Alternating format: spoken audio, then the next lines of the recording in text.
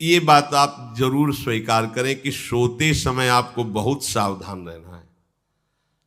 और प्रायः गलती सोते समय करते हैं उपासक की, कोई प्रपंच की बात याद करते हुए या मोबाइल देखते हुए या कोई गंदी चेष्टाओं का आपकी रात बेकार चली जाएगी। अगर गंदी चेष्टा हो गई तो सुबह भी बेकार हो जाएगी, दिन भी बेकार हो जाएगा, निरुत्साहित हो जाओगे। सोते समय आपको समय नहीं देना व्यर्थ चिंतन का। उसी समय विषय चिंतन होता है, उसी समय विषय भोग की आकांक्षा जागृत होती, उसी समय विषय देखने की इच्छा होती। मोबाइल है तो जिस समय आप अपनी शैया पर जाएं स्विच ऑफ कर दें। उसमें मैसेज घंटी आने का कोई भी रास्ता मत रखें। मान लीजिए आप उपासक हैं भगवत प्राप्ति के, 30-35 वर्ष ये नहीं था तो सब मर नहीं गए थे। और बोले इमरजेंसी, जब इसकी 30-35 वर्ष से पहले इसकी कोई रचना नहीं थी, मुझे लगता है, क्योंकि 30-35 वर्ष में ही इसका विस्तार देखा है। नहीं तो कभी किसी के पास मोबाइल नहीं। कोई बड़े अधिकारी तो इतना बड़ा वो, इतना बड़ा वाला वो ऐसे रखते थे। नहीं तो मोबाइल तो हमें लगता है 30-35 वर्ष। तो फिर इमरजेंसी कैसे चलती थी? कैसे चलती थी इमरजेंसी? और आप ब्रह्मा हो क्या कि इमरजेंसी संभाल लोगे? स्विच ऑफ करो। जो सब इमरजेंसी संभालने के लिए तैयार, रात दिन न सोता है, वो हर समय जागृत रहता है, वो हमारा आराध्य देव है। स्विच ऑफ करो, चिंतन लगाओ श्री जी का। ये जो रात्रि के शयन के समय मोबाइल में इधर उधर दृश्य देखने हैं, अपने सर्वनाश का बीज बोना है। मान लो, हमारी प्रार्थना मान लो, ये उस समय मन आपको परेशान करेगा जब कमरे की सिटकिनी अंदर से बंद होगी। सबसे प्रार्थना है रात्रि के शयन के समय। तो बोले फिर ठीक है 10 बजे तक देख लेंगे मोबाइल, इसके बाद शयन के समय भजन कर लेंगे। होगा ही नहीं। क्या तुम देखना चाहते हो? प्रिया प्रीतम के सिवा और कुछ क्या देखना चाहते हो? वो तो सुभग सुंदरी सहज सिंगार, सहज शोभा सर्वांग प्रति सहज रूप वृषभानुनंदिनी। हमारी स्वामिनी जी की सुंदरता छुपाने के लिए आभूषण पहनाए जाते हैं। औरों को तो आभूषण सुंदरता बढ़ाने के लिए, यहां छवि के छिपाए को ऐसे के दास होके क्या देखोगे मोबाइल में? क्या देखना चाहते हो? वासना की क्रीड़ा, और तुम उस क्रीड़ा को देखना चाहते हो? परमार्थ के पथिक हो। देखना है तो प्रभु को देखने की वृत्ति रखो, अन्यथा मूंद लो आंखें। प्यारे, महान फल प्राप्त करोगे। सबसे प्रार्थना है एकांत में मोबाइल रूपी दुश्मन से बचो। क्योंकि जब आप गंदी बात कहीं देखोगे तो आपके अंदर वैसे ही चिंतन बनेगा, वो ऐसे ही लगेगा मैं भी ऐसा करूं, मैं भी ऐसा भोगूं, मैं भी ऐसा देखूं। मान लीजिए आप, जब हमारे शास्त्र कहते हैं कि पशु पक्षियों के मैथुन को भी नहीं देखना है, अगर ऐसा एक बार दृष्टि पड़े तो मानसिक प्रणाम करके दोबारा दृष्टि ना देना। और आप मोबाइल में ऐसी चेष्टाएं देखोगे, कैसे आप भगवत भजन करोगे? कैसे भगवत प्राप्ति का उद्देश्य रख पाओगे? ये कलयुग की बहुत महीन चाल है कि उसके बिना काम नहीं चलेगा और हम तुम्हें काम से युक्त कर देंगे। इसके बिना काम चलेगा नहीं, तुमको रखना पड़ेगा। और जब तुम इसे रखोगे तो हम काम अपना कर लेंगे। कलयुग ने कहा हम अपनी व्यवस्था बना लेंगे। यहां कह रहे जब आप नींद में जा रहे हैं तो बिल्कुल मानो मृत्यु शैया पे जा रहे हैं। आपको उस समय नाम जप में बहुत ध्यान देना है, कहीं मन बहक ना जाए। तो क्या होगा, 5-6 घंटे जो आप लेटोगे ना, वो भी भजन हो जाएगा। हमारा जो सततम योमाम स्मरति नित्यशा है ना, ये पूरा हो जाएगा। नहीं, उस समय हम सो जाएंगे तो हमारा 6 घंटे का वियोग हो गया, 6 घंटे भजन रुक जाएगा। और ये 100% पक्की बात अनुभव की कहते हैं। यदि सोते हुए भजन करोगे तो जगते, कई बार तो पकड़ा है कि अगर आधे पद में बेशुद्ध हो गए तो वो पद पूरा जगते ही शुरू हो गया है। मतलब बीच में स्थिति भागवती की रही। जैसे बेहोश करते समय हमने कहा था जब ऑपरेशन के हमें बता देना, तो उनका बाबा अब इंजेक्शन लगाने वाले हैं तो वो 1 मिनट हमें केवल दीजिए, अपनी चित्तवृत्ति। तो जब होश आया तो वही पहले चिंतन चल रहा था, वही चिंतन। जैसे सोने के समय बेहोश हुए तो जगने के समय वही चिंतन, ऐसे ही इंजेक्शन से जब बेहोश हुए और जब होश आया तो वही चिंतन चल। बहुत बड़ा चमत्कार अभ्यास का है। नींद खुले तब से लेकर गाढ़ नींद आने तक स्मरण में कभी रुकना नहीं। और आपको एक छूट दे रहे हैं। कभी कभी क्या होता है कि एक मंत्र में, एक नाम में जैसे बहुत देर अभ्यास करते तो मन उबने लगता है। इसका स्वभाव है, ये अनुभव की बातें कहते हैं। इसका स्वभाव है नवम नवम, नहीं तो ये मतलब, तो इसको हम लोगों ने कैसे फंसाया है। जैसे गुरु मंत्र जप रहे, अब 2-3 घंटे लगातार गुरु मंत्र जप, अब इसको उबन बढ़ी, अब ये छोड़ रहा है, बीच बीच में पता चलता है छोड़ना चाहता है, छोड़ रहा है, तुरंत इसको नाम में फंसाया। अब थोड़ी देर नाम में चला, फिर उब रहा है, बहुत विचित्र है ये, अब उसको फंसा दिया। उस पीछे की बात अभ्यास के समय, नमामि शमीशान निर्वाण रूपम विभुम व्यापकम ब्रह्मवेद स्वरूपम। चिंतन, पदगान कर रहे, ये भगवान शिव पदगान कर रहे हैं और उसका चिंतन, निर्वाण रूपम विभुम व्यापकम ब्रह्मवेद स्वरूपम। अब अपने यहां अवसर है, सुंदर सुंदर कोई पद गुरु मंत्र जब करते हुए मन जब उमने लगे, राधा वल्लभ श्री हरिवंश, राधा वल्लभ श्री हरिवंश, राधा वल्लभ श्री हरिवंश, इसमें भी उमने लगे, शुरू कर, जोई जोई प्यारो करे सोई मोही भावे, भावे मोही जोई, इसमें भी उबले लगे। सुधा निधि का कोई एक लाइन ले लो, ब्रह्मेश्वरादि सुदुरूह पदारविंद श्रीमत् पराग परमाद्भुत वैभव, ब्रह्मेश्वरादि सुदुरूह छोड़ना नहीं है, तू भाग में नवम नवम दे रहा हूं, नवम नवम। इसको फंसाने के लिए आपके पास अस्त्र हो, जैसे यहां चाकू, यहां पिस्तौल, तलवार, ये वो सब बिल्कुल वीर सजा रहता है, ऐसे ही अपने लोग सजे रहते। छोटा राधा, अब एकदम चिपक गया है आके, तो कैसे मारे, तो छोटी चाकू है ना वैसे, राधा राधा राधा, थोड़ा दूरी राधा वल्लभ श्री हरिवंश, थोड़ा और दूरी गुरु मंत्र, बड़े बड़े अस्त्र अपने पास रख ले, बहुत भाग रहा है तो फंसा दिया। प्रथम यथावति प्रणव श्री, अब लग पूरा पदगा, पूरा पदगा उसमें लग, प्रथम यथामति प्रणव।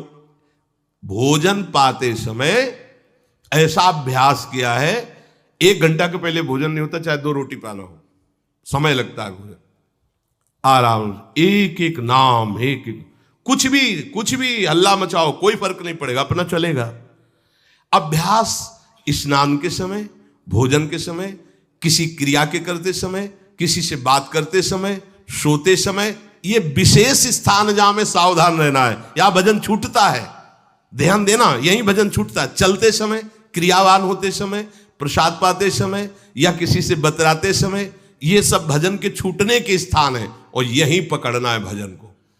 जब आपको बिल्कुल न लगे तो मानसिक सब बंद कर दो और गुनगुनाने लगो, जो धुनी आपको अच्छी लगे उसी में नाम, कोई नाम लेके, संसार का चिंतन न होने पावे, चाहे जो कुछ तुम जहां तुम्हारा मन आवे, गंगावरी गोदावरी कुछ भी, भागवतिक चिंतन के सिवा संसार के चिंतन न होने पाए, पहले ऐसे अनन्य बनो, फिर बाद में अनन्यता आती, रसना कटो जो अनरट। हाँ भी विषय चिंतन कर रहे हैं, प्रपंच कर रहे हैं, बोले रसना कटो जो अनरटो, और नहीं बोल सकते, प्रपंच बोलेंगे बस, रसना कटो, ये शब्द वहां नहीं आते। पहले हम आपको छूट देते हैं, भक्त चरित्र, भगवान की चरित्र, नाम, कीर्तन, मंत्र, जो भी चाहो, संसार का चिंतन मत होने देना, पहले ये पकड़ो, फिर आगे चल करके जब पवित्र हृदय होगा तब ये निष्ठा आती, रसना कटो जो अन रटो, निरखियन फुटो नयन। मान लो संसार का चिंतन नहीं करने देना है इसको, आप जैसे बने वैसे करो भागवतिक चिंतन, कोई नाम ले लो, कोई मंत्र ले लो, तुम्हें जो प्रिय लगे, हम छूट देते हैं। ये हम नहीं करें कि रसना कटो जो अन रटो, ये बाद की बात है, हमें पहले इसका संसार चिंतन रोकना है।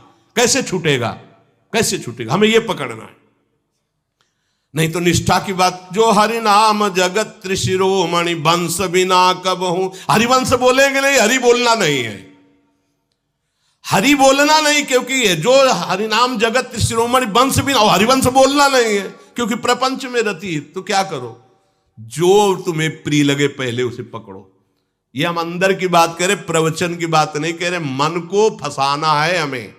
राम कृष्ण हरि जहां लगे इसको लगाओ, पहले इसको फंसाओ, संसार का चिंतन न होने दे।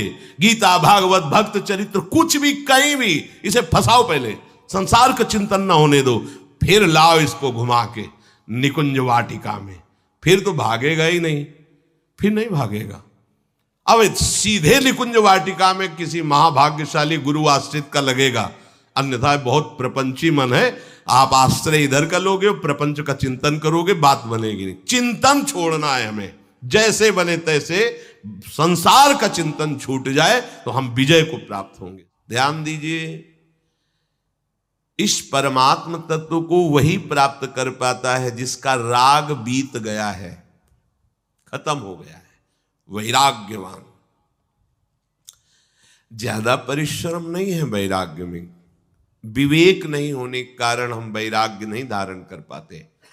हम बाहरी बातों को वैराग्य ले लेते हैं, ऐसा कपड़ा बदल लेना या कपड़ा ना पहनना या लौकी का कमंडल, मिट्टी का पात्र, तो हम अपने को वैरागी। बात यहां नहीं रुकेगी। वैराग्य का इतना ही मतलब नहीं, ये भी एक बाह्य अंग है वैराग्य का, पर वैराग्य का सच्चा स्वरूप है वीतरागा। कहीं कुछ भी अच्छा नहीं लग रहा, कोई भी सुख आकर्षित नहीं कर रहा, लोक लोकांतर की प्रतिष्ठा, मान, सुख, ऐश्वर्य, व्यक्ति, कुछ अच्छा नहीं, राग खत्म हो गया। ऐसा उस अक्षर ब्रह्म को, अविनाशी तत्व को जान पाता है। जगते भयो फिरे बैरागी, जैसी हरिवंश प्रपंच बंच सब ये काल ब्याल को खायो। हालत यह है कि जैसे सांप ने मेढक को पकड़ रखा और मेढक सामने पतिंगा को, कीड़े को पकड़ना चाहता है। उसे यह पता नहीं कि मैं खुद किसी का कवल बन चुका हूं, वो एक झटके में मुझे अपने पेट में ले जाएगा। ऐसे ही हम सब हैं, काल के द्वारा ग्रसित है। काल ने हमें पकड़ रखा है, पर हम भोग भोगना चाहते हैं। हम नाना प्रकार की मान प्रतिष्ठा पाना चाहिए, ये पता नहीं एक झटके में हमारा अस्तित्व ही खत्म हो जाएगा। जिनके अंतःकरण में किसी भी व्यक्ति, वस्तु, स्थान, पद, प्रतिष्ठा का राग ही नहीं रह गया है, उसे कहते हैं वैराग्यवान। वीतरागाः, राग ही नहीं है। जिनका अंतःकरण निष्पाप निर्मल हो चुका है, जिनके हृदय में केवल भगवत प्राप्ति की उत्कट लालसा जागृत हो गई है, ऐसा साधन संपन्न उपासक परमात्म तत्व में प्रवेश पाता है। अध्यात्म मार्ग की ऊंचाई पर वो स्थित हो जाता है। यदि छंतु ब्रह्मचर्यम चरंती, जिनकी इच्छा एकमात्र भगवत प्राप्ति की है, यदि छंतो, तो उनको क्या करना होगा? ब्रह्मचर्यम चरंती, ब्रह्मचर्य का पालन करना होगा। प्रत्येक इंद्रियों का निर्विषय हो जाना वास्तविक ब्रह्मचर्य है। केवल जनेंद्री से ही ब्रह्मचर्य को नहीं लेते। हमारी प्रत्येक इंद्री भोगों से रहित होकर भगवत अनुराग में, नेत्र प्रभु को देखना चाहते हैं, त्वगेंद्री प्रभु को स्पर्श करना चाहती है, घ्राणेंद्री प्रभु के श्री अंग की गंध पाना चाहती है, श्रवणेंद्री प्रभु के वचन सुनना चाहती है। एक एक इंद्री अपने प्रभु में लग गई, अंतर्मुख हो गई, बाहर विषयों का त्याग हो गया। इसे ब्रह्मचर्य कहते हैं। पर प्रारंभिक ब्रह्मचर्य में जनेंद्री का ब्रह्मचर्य अत्यंत आवश्यक है। यदि जनेंद्री जन्य व्यभिचार दोष से युक्त है तो कदापि उसे भगवत प्राप्ति नहीं हो सकती। शुभ गति व्यभिचारी शुभ गति चाहे, असंभव। और भगवत मार्ग में सबसे बड़ा दुश्मन यही व्यभिचार दोष है, काम। इसी से हमारा हृदय मलिन होता रहता है, अंधा बटे और पड़ा चबाए वाली दशा रहती। कहते हमें 50 वर्ष हो गए। अरे 50 जन्म हो जाए, तुम व्यभिचार करो, गंदी बातें करो, गंदे चिंतन करो, सो समय व्यतीत कर, अनंत जन्म व्यतीत हो गए, भगवत प्राप्ति हुई क्या? 50 वर्ष से भगवत प्राप्ति हो जाएगी क्या? 5 मिनट काफी है भगवत प्राप्ति में, एक बार नाम काफी है। वो स्थिति तो लाओ। बार बार बहिर्मुख वृत्तियों के द्वारा विषयों में सुख बुद्धि कर लेने से हमारा सारा का सारा अध्यात्म चिंतन बदलता रहता है, इसलिए लाभ नहीं मिल पाता, एक रस चिंतन नहीं रह पाता। बार बार विक्षेपी विषय करते रहते हो, हम सहते रहते हैं और भोगते रहते हैं। एक बार तो हिम्मत करके उठो, अब लो नशानी अब ना नशई हो, एक बार तो दृढ़ बनो।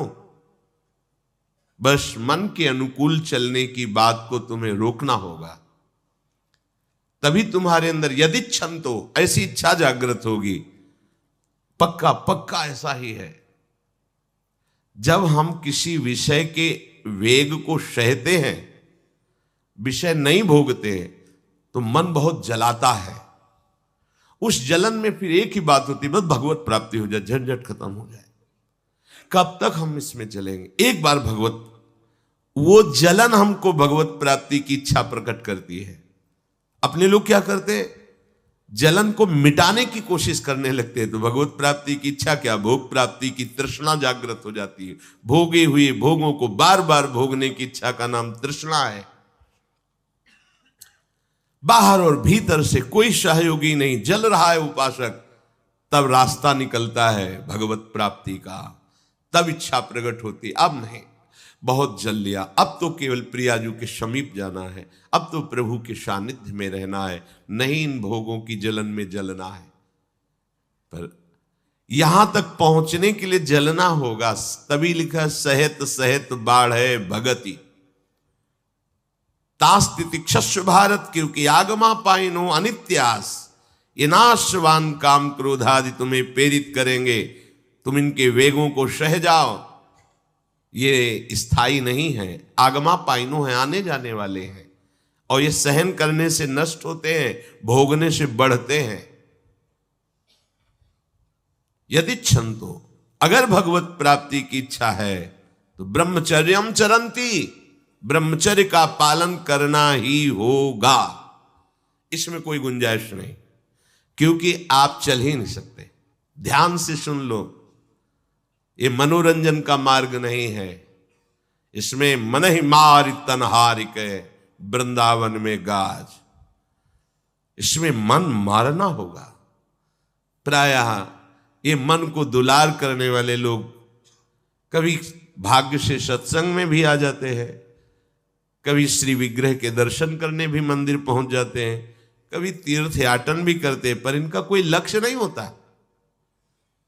आज सुन लिया सत्संग, बढ़िया है, लक्ष्य नहीं होता। यहां लक्ष्य वालों की बात हो रही।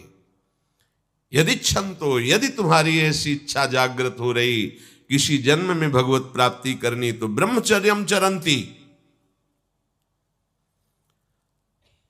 आप सच्ची मानिए, जिसके निकालने में तुमको सुख की अनुभूति हो रही, उसको रोकने में कितनी सुख की अनुभूति होगी।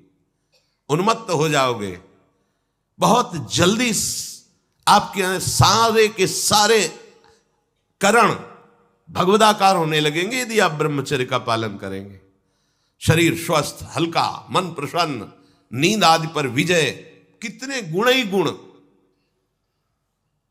और ब्रह्मचर्यहीन आलस्य, प्रमाद, भोगों का चिंतन, मन का डिप्रेशन में पहुंचना, कमर में दर्द, टांगों में दर्द, सर में दर्द, घबराहट होना, बिना किसी कारण के मन भयभीत हो रहा है, भोजन अपच हो रहा है, बिना किसी प्रक्रिया के वीरनाश हो रहा है, बिना किसी प्रक्रिया के। काहे को मृत्यु स्वयं स्वीकार कर रहे हो, ये मृत्यु है। चाहे भगवान दत्तात्रेय जी बोल रहे हैं या भगवान कपिल देव जी बोल रहे हो, जब उपासक को संबोधन करते हैं भगवत प्राप्ति के लिए, तो कहते हैं कि इस भोग वृत्ति को साक्षात मृत्यु रूप देखो, ये मृत्यु है तुम्हारी। जब शरीर राग त्यागना है तो तुम शरीर से भोग भोगोगे तो आसक्ति शरीर की पुष्ट होगी, आसक्ति भोग सुख की पुष्ट होगी, है नहीं। कितने दिन शरीर रहेगा, कितने दिन भोग रहेंगे। विचारवान बनो, ब्रह्मचर्यम चरंती, ब्रह्मचर्य का पालन करो। उपासक जो ब्रह्मचारी होता है उसका खिला हुआ चेहरा रहता है, जैसे कमल खिला हुआ, बिना किसी कारण के उसकी मुख मुद्रा में प्रसन्नता होती है। जो ब्रह्मचर्यहीन होता है बुझा हुआ चेहरा होता है, तेजहीन, बिना किसी कारण के वो शोकग्रस्त लगता है। बैठा है, आपको लग रहा है शांत है, लेकिन आप चेहरे को देखो, वो एक शोकग्रस्त है, कुम्हलाया हुआ चेहरा, अशांत चेहरा।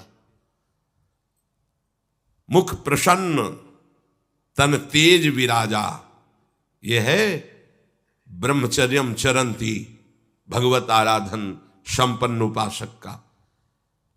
जैसे आग में पैर रखते हुए कोई चले तो कैसे चलेगा, ऐसे ही ब्रह्मचारी की पहचान है। इतनी स्फूर्ति उसके अंदर होती, जैसे आग में चलने वाला पूरा पैर नहीं रख पाएगा, अगला कदम रख देगा क्योंकि ताप लग रहा है, ऐसे उसकी स्फूर्ति होती पैरों में। उसकी आंखें एकाग्र रहती है, चंचलता इधर उधर या बार बार झपकना यह विषयी पुरुष का लक्षण है। बार बार पलक झपकना यह विषयी पुरुष का लक्षण है। इधर उधर ताक झांक, चंचलता, ऐसा बैठे तिनका तोड़ रहा है, पैर हिला, ये सब विषयी पुरुष के लक्षण है। ये तो बिल्कुल साधारण स्पष्ट दिखाई देता है आदमी विषयी है या ब्रह्मचारी, एक सेकंड में लक्षण होते हैं। आपको जब भगवत मार्ग का अवसर मिला है तो गृहस्थ हो, संतान हो गई, ब्रह्मचर्य से रहो। नहीं चाहिए संतान तो भ्रूण हत्या, गर्भ हत्या जैसे महापाप करने की क्या जरूरत है। उसी वीर से संतान उत्पन्न होती है जिसको आप नष्ट कर रहे हो, जिसको आप ऐसे पानी में बहा रहे हो, व्यर्थ फेंक रहे हो, तो उसको भ्रूण हत्या का पाप लग रहा है, तो तुमको पुण्य लग रहा है, वीरपात कर रहे हो तुम्हें भी वही हत्या लग रही है, क्योंकि उसमें वही जीवात्मा है जो मां के गर्भ में जाके बालक रूप धारण कर लेती है, उसको तुम नष्ट कर रहे हो। पर बुद्धि भ्रष्ट हो गई है, समझ में नहीं आता, व्यर्थ में वीरपात करते हो, व्यर्थ में। तुम्हारा भजन बनेगा, तुम अध्यात्म के योगी बनोगे, मजाक है अध्यात्म का मार्ग।